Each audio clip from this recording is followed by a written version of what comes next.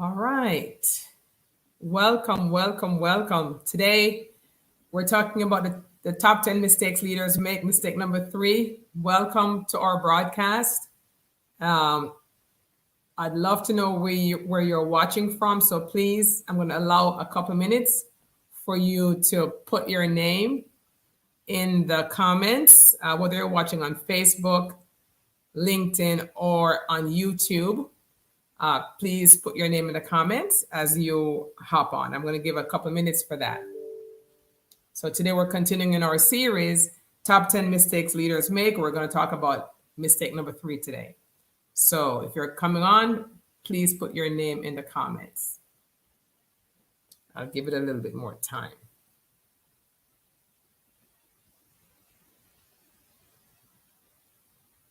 Hey, Natasha, I hope I'm doing that right. Natasha, if I'm pronouncing that right, just say yes. Is it Natasha or Natasia? I'm not sure. Hi, Mohammed. Thanks for tuning in. Zarina, thanks for tuning in and supporting our show. I'm hoping that you guys will have some good comments for me today. As you're watching, want to get your feedback.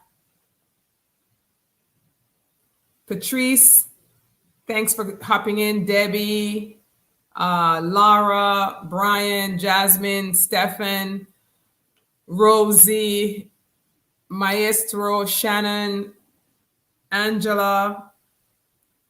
Good to see you guys coming on here. Today we're continuing our series, Top 10 Mistakes Leaders Make. We're going to talk about mistake number 3, the absence of affirmation. So I know some of you guys have some great stories. So I'm going to be looking in the comments to see what you guys are saying.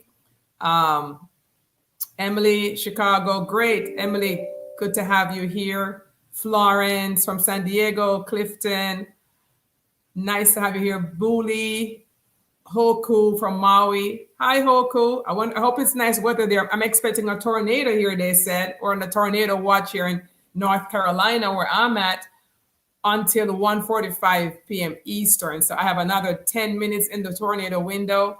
So, but I'm believing, I'm trusting God that we're going to be good.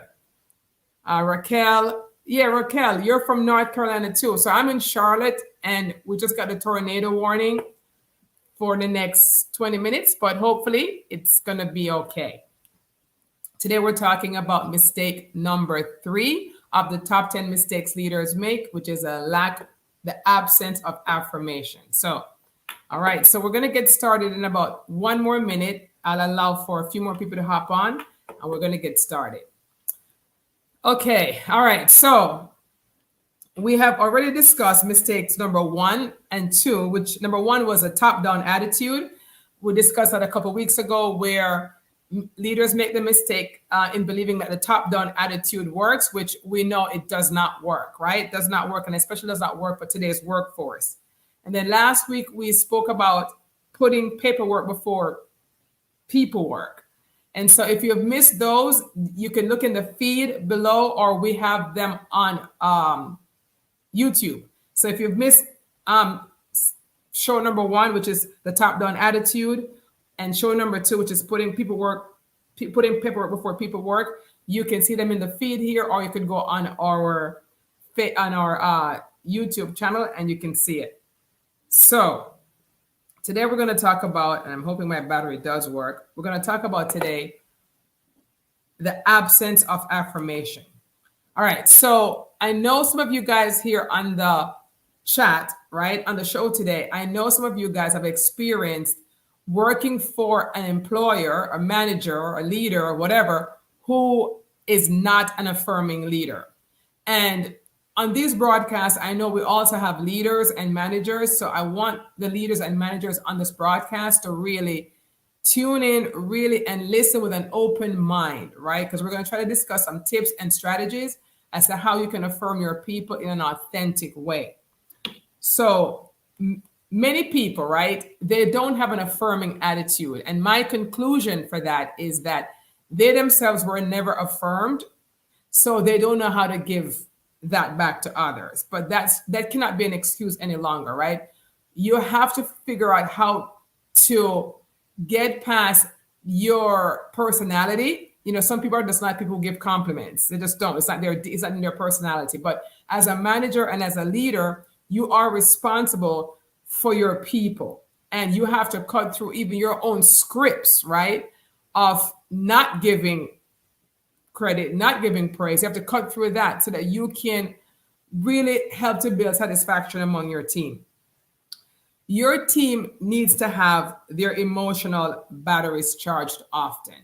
Okay. Life is hard, my friends, right? Life is hard. And your team comes to work with their entire selves, right? That means that they're coming to your office with their personal problems. They're coming to your office with their illnesses that they may not have disclosed. And they're doing the best that they can. And they need to have that battery charged and recharged often, right? And so your job as a manager and as a leader is to identify ways to affirm your team. And there's so many different things that you can do. It's not that hard. Giving a genuine compliment on a note card is just, it goes a long way. And there has been research, right, and studies that have shown that there are people who actually appreciate affirmations and credit more than they appreciate a raise, especially if the raise is only like a 1% raise. They'd rather be affirmed and be told that they're doing a great job than even a small raise. And so we're missing an opportunity here to keep our people happy and to keep our people motivated and inspired with a simple act. You could have, I don't have any with me here now, but you could have, as a manager, as a leader, you could have cards in your desk, right? Cards on your desk, in your desk drawer, just blank cards. And if you catch someone doing good, just write "good job," put it on their desk. That can totally change someone's day. I had a series once when I ran my nonprofit. It was called Caught Doing Something Good. And it was me empowering my team to proactively and intentionally catch someone on the team doing something good and to bring it to the attention of management. Now, the rewards were both. The person who actually caught you doing good, they were somehow rewarded. And so was the person who actually was the one that was doing good. So this way you get everyone involved, right? So you have to change your culture. I don't know what culture you have right now, but this begins with culture, corporate culture. Is your culture in your company an affirming culture? And if not, how can you change that? And it's really simple. It's just simple little tips I'm going to share with you today that I have used. For example, some leaders, they believe, and they genuinely believe that your paycheck is your reward. That is coming from they call a fixed mindset or a scarcity mindset. Remember, the rewards doesn't have to be monetary. We talked about that. The monetary rewards are actually, in some cases, less important than the affirmation that you give to your people. And so there's simple things that you can employ in your organization. For example, if you're in a large company with layers, right? What I did when I ran my law firm with my husband, I instituted a program for the managers where their reviews and their raises were based upon who they developed on their team, who they invested in. It wasn't just about their performance, but it was who they were bringing up, who was in their line of succession. So when review time came, if they couldn't identify a genuine, legitimate, person who they had been developing in the line of succession, then that affected their money. And so that was our corporate culture, because our corporate culture was all about, appreciating your people, team building, harmony, team growth, right? Because when the team is happy, remember, I keep saying this every week, your team is your most important asset. You can have a building, you could own the most beautiful building, but if your team decides to get up and walk away one day, just walk out, you have no business. You have no organization. And those of you in management and in leadership know the more turnover you have is the more money you're expending unnecessarily in training and development. So you might as well work with who you have and treat who you have properly.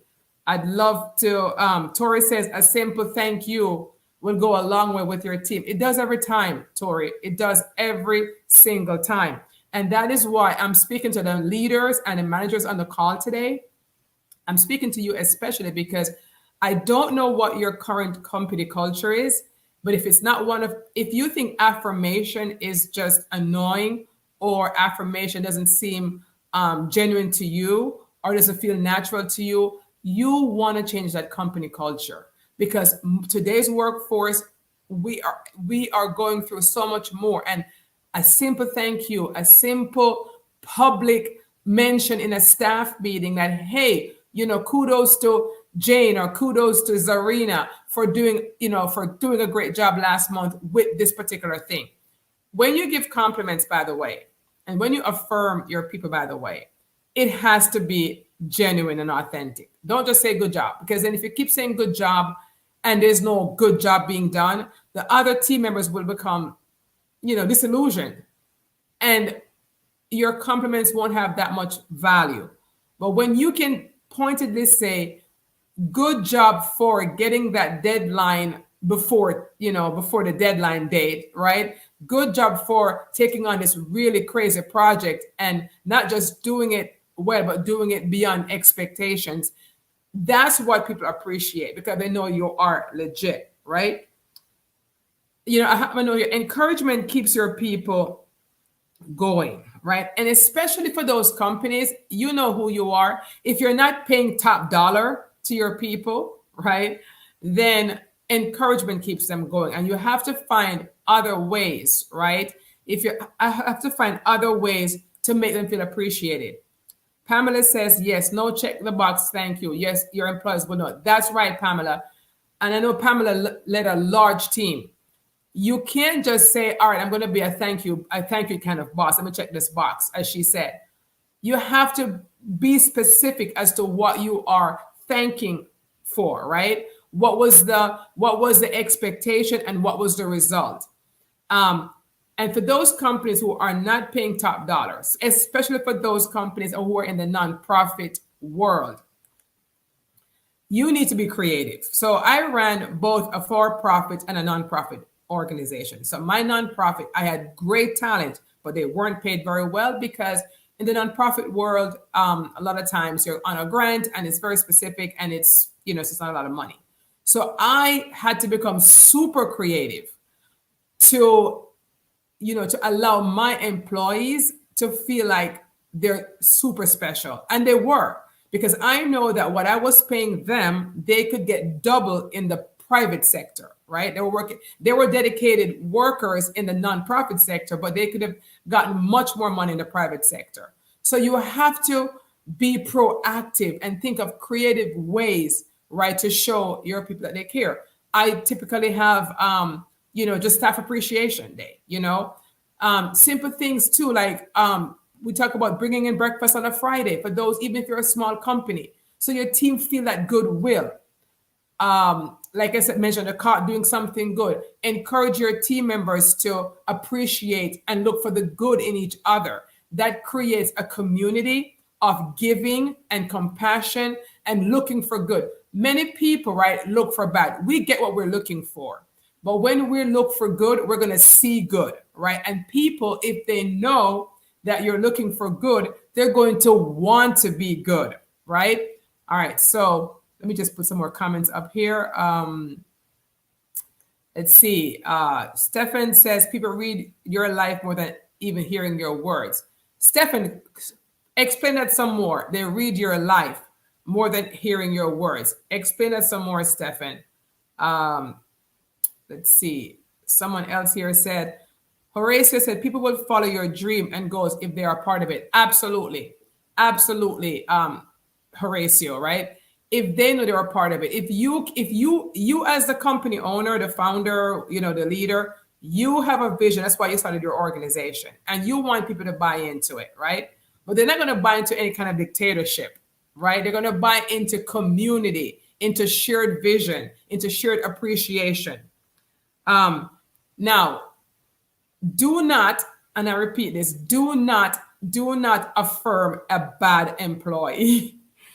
I've seen this happen, right? A checked out leader, a checked out leader, a checked out manager who may have a friend or a colleague or a relative working for them may make the mistake of affirming and complimenting a bad employee. This will discredit and disqualify you and your credibility as a leader. Okay. So you don't want to affirm a bad employee. You don't want to say good job to everyone on the team, unless it was a real team effort.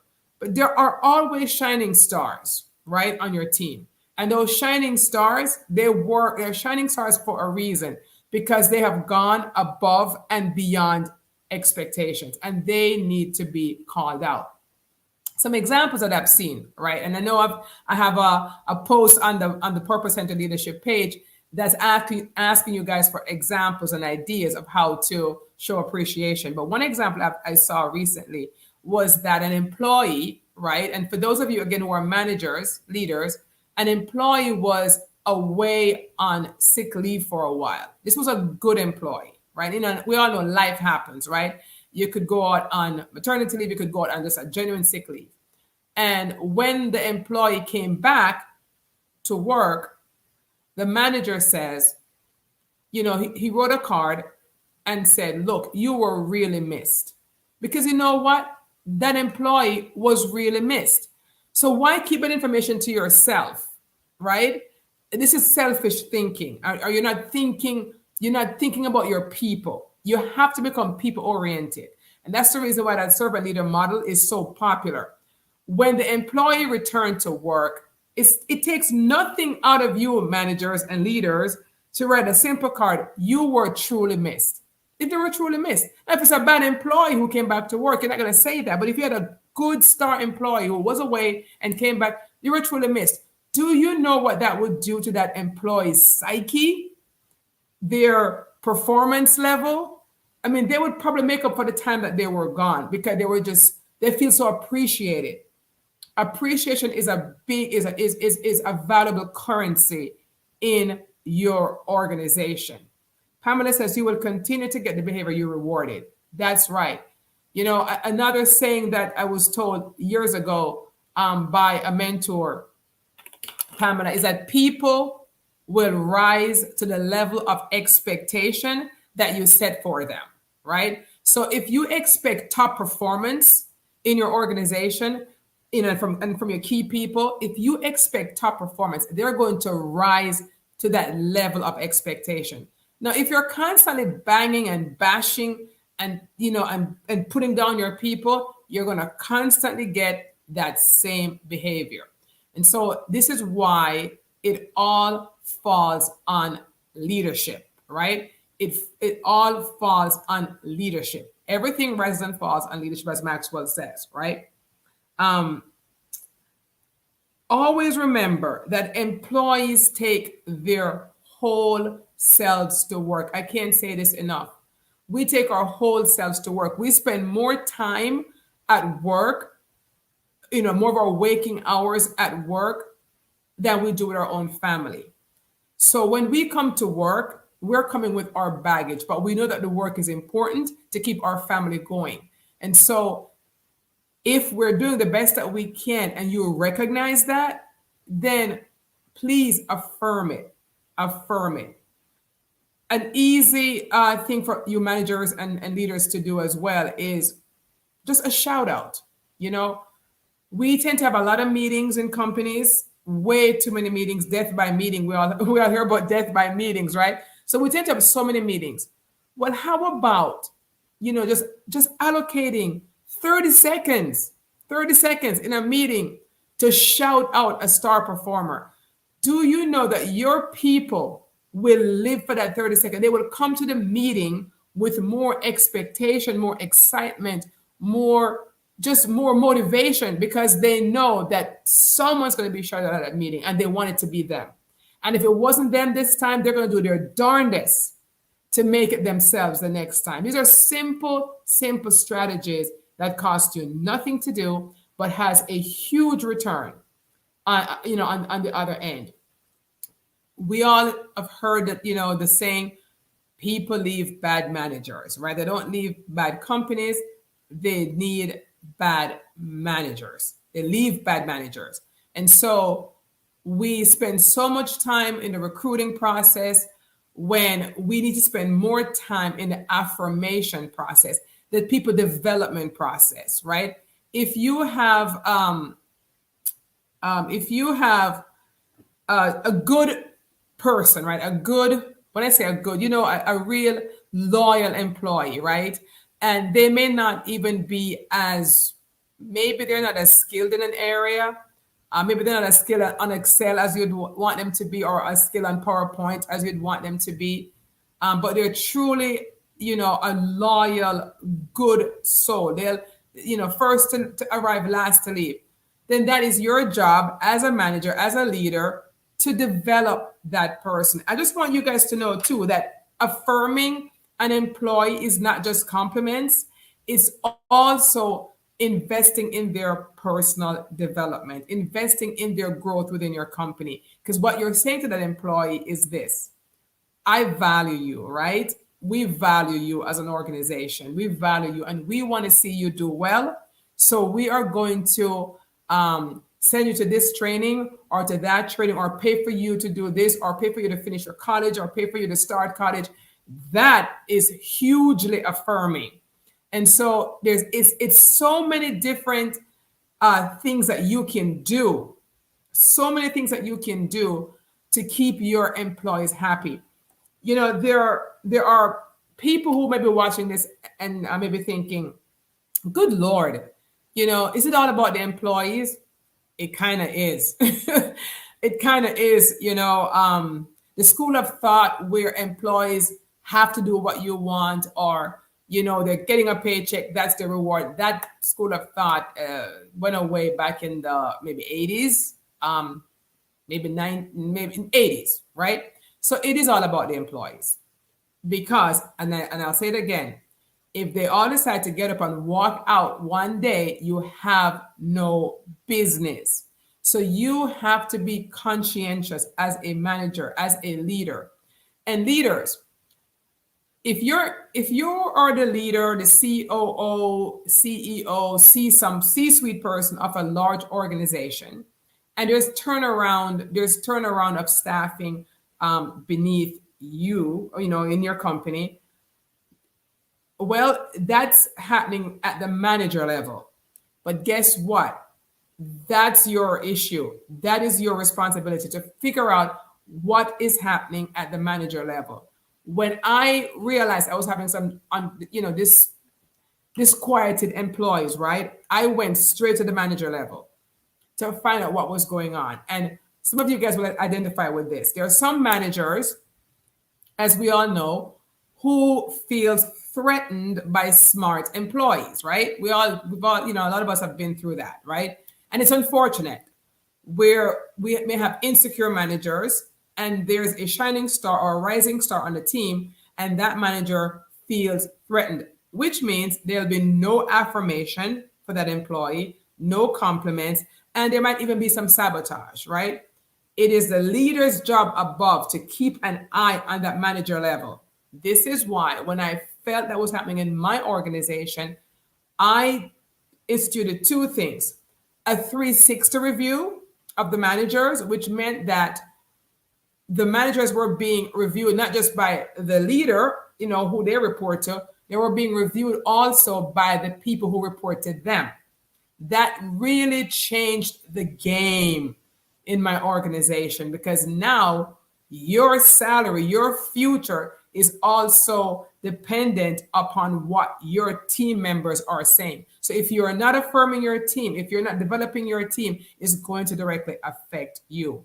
And then I added the extra layer of saying, that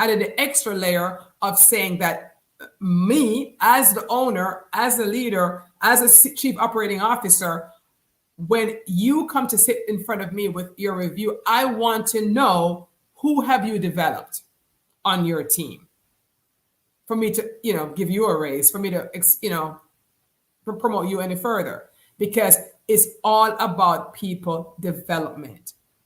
We have to have a pipeline of happy employees, right? If not, we don't have a bench, right? If somebody gets sick or have to leave, there's no bench because everyone was being self-absorbed, self-motive, self-absorbed. So it goes back to what is the culture of your organization, okay? And this is what I love to teach. When I consult with organizations, I start with the CEO or the top person, the founder, and I try to figure out what is the culture of the organization. And then I, of course, I interview the staff, right? To see if what the CEO or the founder is stating, if that's actually coming across to the people. And a lot of times there's a disconnect, right? But these are these are simple tips, simple strategies that can help you cut down on the turnover of your staff. Very simple. So I'm looking at some of these comments now. So Emily says, these are great tips for both professional and personal relationships. Words of affirmation are so important in building others up. You shouldn't stop when you leave the office. True leaders will encourage others in all areas of their life. Emily, let me tell you, I read something. It might have been yesterday, right? It was a joke. But it was a funny joke. But here's what the joke said. So you were married to someone 25 years ago, and on your wedding day, your husband said to you, or your wife said to you, "I love you." And so 20 years later, your wife is leaving you, or your husband's leaving you, and she or he said, "Well, you haven't been telling me that you love me." And he responds, "I told you that 25 years ago. That was enough. And if I'm not loving you anymore, I'll tell you." This is the method that some company uses, right? They tell you once that you're doing a great job. Maybe the first month you started, but now you've been there for 4, 5, 6 years, and you've never heard the word good job anymore. And you're wondering, am I being appreciated? Right? Am I being valued? And some other company over there says to you, "Hey, come over here. We value our employees. Here's what we do. We go away on retreats. We go away on trips. We have, Employee of the Month awards. We do doing something good awards. We do an employee newsletter where we shout out the star employee of the week. Here is our wall of fame." You are going to lose that employee just from lack of affirmation. It happens all the time. So I'd love to see if in the comments, if there's any manager in the comments right now, or any leader that believe that they are doing a great job with affirming their team. And if you're not doing a great job, I want you to say, "I'm learning and I could do better." I'd love to hear your comments, because listen, I learned by trial and error. I learned along my journey for the last, I don't know, I keep dating myself, but the last 30 years, I learned from mistakes, right? So, and as I learned, I instituted, systems to keep me and to keep my team focused on the big picture, focus on what's important, which was team satisfaction, employee satisfaction, and employee buy-in. I remember, and twice, both in my nonprofit and in my corporate job, I could not give raises. As a matter of fact, in my nonprofit, I was actually cutting salary. I had to cut back on some salaries for everyone, like reduce their pay, and I was reducing their hours as well. I offered a reduction of their hours to reduce their pay, because I just didn't have a grant. I hadn't gotten a grant that could cover it, right?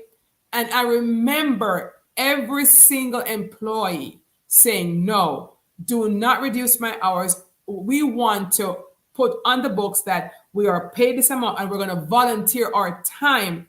I remember it to this day. "And we're going to volunteer our time for our additional hours." So if I was paying them 40, I couldn't afford to pay them a 40-hour work week anymore. So I was paying them 20. And they were still coming to work 40 hours and booking the remaining 20 hours as volunteer time. The reason why I had made such a great deposit in my team when I had it appreciation. I have, I did a lot of the dinners at my home. You know, I mean, I'm one who compliments a lot my team, right? So they knew where my heart was at. They knew where my commitment was at. So when the going got tough, they were there with me in the trenches. The same thing happened on my corporate side in my firm. We had lost a major account and people wanted to hold on because they knew the culture that we had created was a culture where it was putting people first.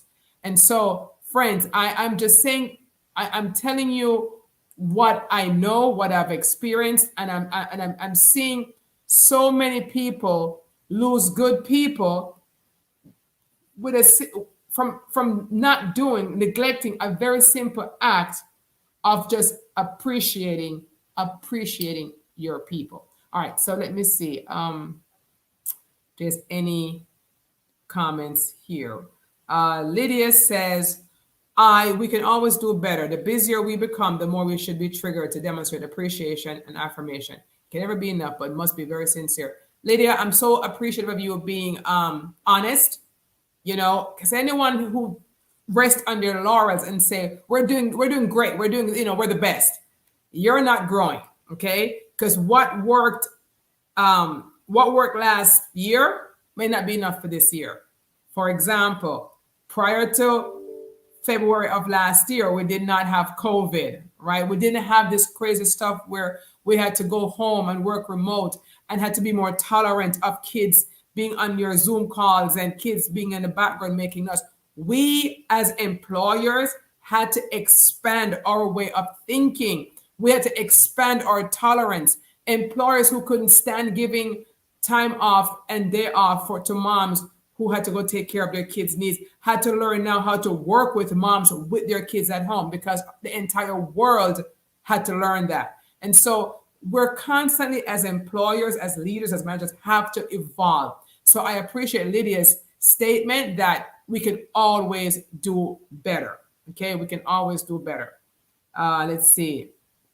Tori says, I believe I'm doing a great job with affirmation with my team. However, always can do more. Thank you, Tori. Definitely can always do more. I learned, so I don't have a big team now since I've left the corporate world, since I've left the nonprofit world a couple of years ago and working pretty much with a smaller team as a consultant and as a coach. But even with my small team, I make sure that I'm affirming my small team and making sure that your team is doing work that they like to do. That's another thing too, friends, managers, leaders.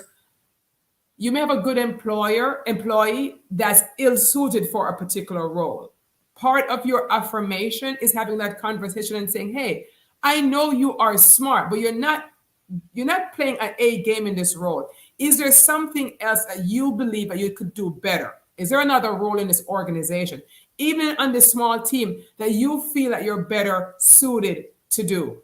That's affirming. You know what that's affirming? That is affirming your belief in that person. That's what that's affirming, right? It's not just one thing. It's not just the cards. That's affirming your belief in that team member, right? Because not everybody is suited for the job that they're doing. But you can take, 20 minutes and just talk to that person and figure out what assignment would best fit their skill sets, right? And like I mentioned before, if they're lacking a skill set that they want to have developed, that is your opportunity to invest in that employee. Jillian said, I'm not a manager, but took management courses on, how I would love to work and be trained by someone like you. This is what I taught, but unfortunately, it's very rarely practiced. Very true, Jillian. And I appreciate your kind words, Jillian. And this is the reason why, Jillian, I took, I've been in the corporate and the nonprofit world, the corporate world for 30 years. 35 years, and the nonprofit world for 19 years. And as I got into my second season of life, I just really wanted to devote and dedicate my time to leadership development, management development, turning managers into leaders, and just coaching executives, because many times, unfortunately, our wonderful executives need the training. They need their mind shifted. It's not so much about what's happening at the bottom of the organization, it's really what's happening at the top, because culture begins at the top. And honestly, it's the culture that drives the organization, the culture, the mission, the vision, the values of the leader and the leaders that's driving the organization. So thank you for your kind words, Jillian. Raquel says, so true. Businesses fall, or I mentioned fail to keep the continuous improvements going for the organization. And when new talent comes in ready to work and focus on the mission, others begin to feel threatened because they become complacent. It's true, they became complacent. This is why, again, I go back to culture. Managers on the line right now, and leaders on the line right now. If I were to come into your organization, right, the first thing I'm going to ask is, like, what is the overall mission of the organization? What is the overall mission and vision and values? And then I would ask your team members or your manager level, is what you're doing feeding into this mission? Do you even believe in the mission of your organization? Do you even believe in the vision? Is what you're doing feeding into that overall mission and vision of your organization? And a lot of time there's a big disconnect. It's a big disconnect. Lack of consistency. I see that in a lot of organizations. They start out great and then they get bigger and then they lose that consistency. They lose the quality of work. This is why, again, people don't want to spend on consultants. They don't want to spend on coaches. But when I was a young organization, when my husband and I ran our law firm together, we got to a place 3 years in where we knew we had to grow, but there was something going on. We didn't know what it was. We brought in a consultant, and part of the problem was us. I know I was told that, I had to be a better delegator, and I had to learn some stuff, right? I didn't see it. I'm a co-founder, and I'm worried about the money's coming in and the clients coming in, and as a leader and the founder and the guy up here in the C-suite, you take your eye off really some critical points because you're into survival mode. Meanwhile, you're trying to fix it up here at the top with the money and the clients, but at the bottom, you're losing people. The back door is open and people are going through, and you're having a revolving door. So it is not easy. It is not easy, my friends. And that's why sometimes you need to bring in consultants and help to help you just stop, right? And just reprioritize, revisit your mission, bring your people in, get some more buy-in, get them to renew their commitment to the organization. It's very, very important. I think Kiana says, a great book to read is The 5 Languages of Appreciation in the Workplace, Empowering Organizations by Encouraging People. It's one of my many resources I leverage to connect with my team members. And Kiana, good for you, Kiana, for investing in your own development. Okay? Good for you for taking that step to learning what's going to help your team. You guys have been really great today. I'll take a couple more comments, and then I will continue to answer comments after we hang up here live. But you guys have been amazing today.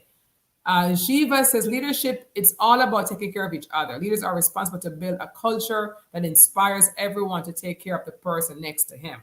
Everyone can be a leader as long as the environment in which we are inspires us to be our best. Jivas, leaders miss that great point, right?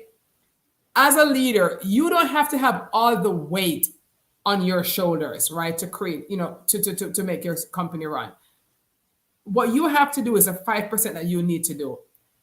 Establish the culture, establish the core values, the mission, and the vision, right? That's what you do. Then train, multiply your leadership, multiply your influence, let go, find good people, develop good people, right? Build a culture, as Jiva says. Multiply yourself. And when you multiply yourself, you're multiplying your impact in the organization. I think I may have had one more point that I wanted to share. Let me see.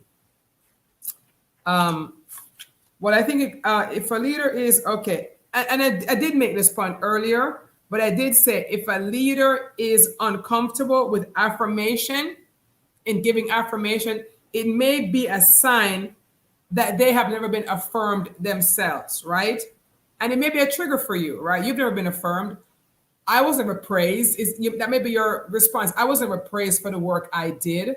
I don't even know how to praise somebody else. And this is why, like the person before, Kiana, go figure out, go get a book, go get a coach, go to a workshop or seminar and learn how you can become a better manager, a better leader, right? Because you may not have had a good manager, but it doesn't mean that you continue that trend, right? You can say, I'm going to choose to be different. What I didn't get, I am going to give. Okay.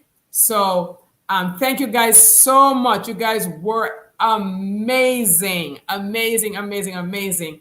And I'm going to read your comments. I know my assistant was in the feed answering, but I'm going to go back myself and answer as well. You guys were amazing. I am here every Monday at 1:30 p.m.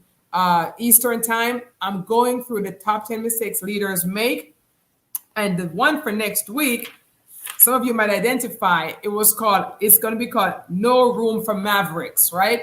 So there's mavericks in every organization, people who think outside the box. And a lot of leaders are threatened by those mavericks, but I want to change that perception. Okay. So thank you guys. And again, if you are in leadership or management and you would like to schedule a discovery call with me, it's a free 30-minute call.